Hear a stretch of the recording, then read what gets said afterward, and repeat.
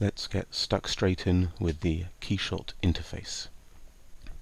So here we have the KeyShot interface. On the left hand side I have my materials plane, and here we have a whole range of different materials. We have glass type materials, we've got liquids, metals, we've got some Moldtec materials, we have stone and paint, plastic, a whole range of different materials that can be very easily and quickly applied onto your models and then tweaked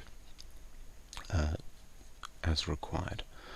In the middle we have our main viewing plane. This is where, when we import the models, we'll see them and we'll be able to navigate around them. And on the right hand side we have our materials plane.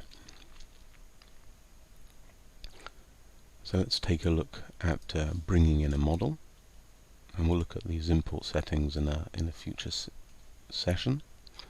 Here we have a model that's been imported. I can rotate around it by clicking and holding with my left mouse button. That will rotate around this part, and if I click and hold on the scroll wheel I'll be able to pan the part,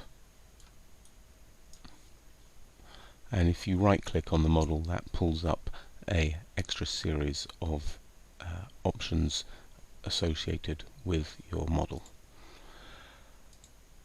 On the right hand side we have the model tree, or the feature tree, and all the settings ready for the materials that you would apply on this side. So you'd have the basic materials on the left hand side, and then on the right hand side you'd be able to dive down deeper into those settings. So here, if I had multiple models, or a model that was an assembly, I would see in the tree multiple shells going below. And that's the basics of the interface.